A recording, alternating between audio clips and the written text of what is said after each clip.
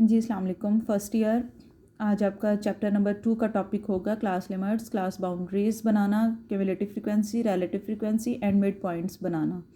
Last lecture में आपने learn किया था क्लास लिमिट्स बनाना, ठीक है, और फ्रीक्वेंसी डिस्ट्रीब्यूशन को कंस्ट्रक्ट करना। क्लास लिमिट्स और क्लास बाउंड्रीज फर्स्ट 2 कॉलम्स आपको नज़र आ रहे हैं। ये थोड़े से डिफरेंस के साथ हैं वैल्यूज़। बेसिक जो डिफरेंस है क्लास लिमिट्स और क्लास बाउंड्रीज़ में वो आपको नज़र आ रहा है कि क्लास लिमिट्स में एक वैल्यू 90 जिस पर पहली क्लास एंड हो रही है, नेक्स्ट क्लास उसके नेक्स्ट नंबर से 91 से स्टार्ट ले रही है, ठीक है। सेकंड क्लास एंड हो रही है 95 पर, तो थर्ड क्लास नेक्स्ट नंबर 96 से जंप के साथ स्टार्ट होगी, ठीक है। वो जंप ले रही है, उसमें ब्रेक आ रहा है वैल्यूज़ में। लेकिन जो क्लास बाउंड्रीज़ होंगी उसमें आपको नज़र आ रहा है कि क्लास जहाँ पर एंड हो रही है 90.5 जैसे है, फॉर एग्ज़ाम्पल उसी 90.5 से ही वो नेक्स्ट क्लास जो है वो स्टार्ट ले रही है। इसी तरह से सेकंड क्लास एंड हो रही है 95.5 पर और थर्ड क्लास जो है वो 95.5 से स्टार्ट ले रही है। तो लिमिट्स में वैल्यूज़ जो है वो जंप के साथ दिखाती हैं, आपको डिस्ट्रीब्यूशन शो करती हैं, लेकिन क्लास बाउंड्रीज़ में आपकी विदाउट एनी ब्रेक कंटिन्यूटी चलती है, ठीक है, सारी क्लासेस में।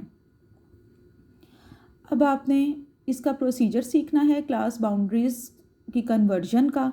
तो यहाँ पर थोड़ा सा मैं आपको एक्सप्लेन कर दूँ कि जैसे आपको लिखा हुआ नज़र आ रहा है 91 माइनस 90 इज़ इक्वल टू 1।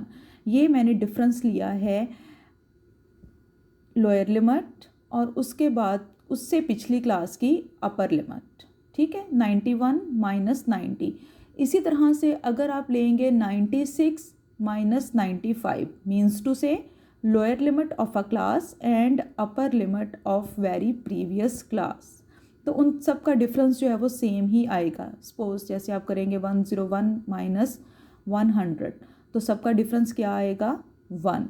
तो आपने इस तरह से किसी दो वैल्यूज़ का डिफरेंस ले लेना है और यहाँ पर वो डिफरेंस जो है वो 1 आ चुका है। अब इस डिफरेंस का आपने कर लेना है हाफ, जिसका आंसर है 0.5। यहाँ पर जो भी डिफरेंस होगा 2, 3, 4 कुछ भी आ सकता है 1 के अलावा, लेकिन यहाँ पर हमारे इस क्वेश्चन में डिफरेंस 1 है, हमने उसका हाफ ले लिया और इसका हाफ बनता है 0.5। अब आपने क्या करना है, now subtract 0.5 from lower limits and add to all upper limits. सारी लोअर लिमिट्स में से आप 0.5 जो है वो माइनस कर देंगे और सारी अपर लिमिट्स में जो है वो 0.5 आप ऐड कर देंगे।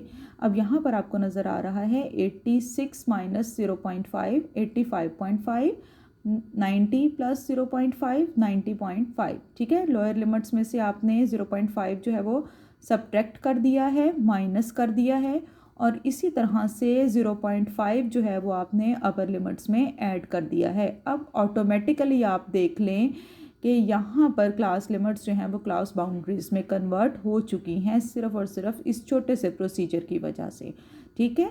तो आपने इसी तरह से करना है, कोई सी दो वैल्यूज़ जो कि एक क्लास की लोअर लिमिट और उससे वेरी प्रीवियस क्लास की अपर लिमिट होगी, उसका डिफरेंस लेंगे, 2 पे डिवाइड करेंगे और उस डिफरेंस को सब्ट्रैक्ट कर देंगे सारी की सारी लोअर लिमिट्स में से, ठीक है, और तमाम अपर लिमिट्स में ऐड कर देंगे, ठीक है। यहाँ पर आपकी क्लास बाउंड्रीज जो हैं वो तैयार हो गई हैं।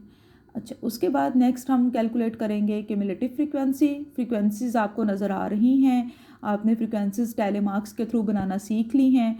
ये फ्रीक्वेंसी है 6, 4, 10, 6, 3 और 1। अब सबसे पहली cumulative frequency as it is आएगी 6। उसके बाद जो नेक्स्ट क्यूमुलेटिव फ्रीक्वेंसी होगी उसमें उसकी प्रीवियस जो होगी वैल्यू वो ऐड होगी, जैसे कि आपको नज़र आ रहा है 6 + 4 इज़ इक्वल टू 10। अब नेक्स्ट नंबर पर आ जाएं, नेक्स्ट नंबर आपका है 10। अब इसमें पिछली दो वैल्यूज़ 6 और 4 ऐड हो जाएंगी, ठीक है। 6 + 4 + 10 is equal to 20। Same procedure आप यहाँ पर देख सकते हैं, 6 + 4, ठीक है, +10 + 6, ये आ गया 26। उसके बाद नेक्स्ट क्लास में आप देख रहे हैं 6 + 4 + 10 + 6 + 3 इज़ इक्वल टू 29 और 29 यहाँ तक हो चुका है। उसमें जब हम 1 ऐड करेंगे तो ये हो जाएगा 30। मीन्स टू से क्यूमुलेटिव फ्रीक्वेंसी क्या होती है, क्यूमुलेटिव फ्रीक्वेंसी का मतलब ये होता है कि उस क्लास की वो फ्रीक्वेंसी जिसमें उससे पिछली सारी फ्रीक्वेंसीज जो हैं वो ऐड होंगी, ठीक है। अब यहाँ पर आपके पास क्यूमुलेटिव फ्रीक्वेंसी का एक छोटा सा हिंट लिखा हुआ है ये चेक करने के लिए कि क्या आपकी क्यूमुलेटिव फ्रीक्वेंसीज बिल्कुल ठीक राइट की हैं आपने। तो यहाँ पर मैंने लिखा है summation f is equal to last cumulative frequency. आपको जैसे कि नज़र आ रहा है कि जो क्यूमुलेटिव फ्रीक्वेंसी है लास्ट, ठीक है, जो आखिरी क्लास की क्यूमुलेटिव फ्रीक्वेंसी होती है उसमें पिछली सारी फ्रीक्वेंसीज जो हैं वो हम ऐड करते हैं। तो इसका मतलब हुआ कि उसको किसके इक्वल होना चाहिए, समेशन f के इक्वल। अब यहाँ पर हमारे पास समेशन f जो था वो 30 था, मतलब टोटल हमारे पास फ्रीक्वेंसीज कितनी थी, 30 थी। और इसी तरह से लास्ट क्यूमुलेटिव फ्रीक्वेंसी है वो समेशन f के इक्वल आनी चाहिए। तो समेशन f भी हमारा यहाँ पर 30 था, 30 ऑब्जर्वेशंस थी जिनको हमने डिफरेंट क्लासेस में डिस्ट्रीब्यूट किया था।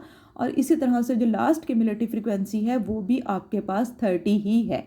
तो इससे ये पता चलता है कि हमारी क्यूमुलेटिव फ्रीक्वेंसीज बिल्कुल ठीक बनी हैं। ठीक है, नेक्स्ट चलते हैं हम अपने मिड पॉइंट्स की तरफ।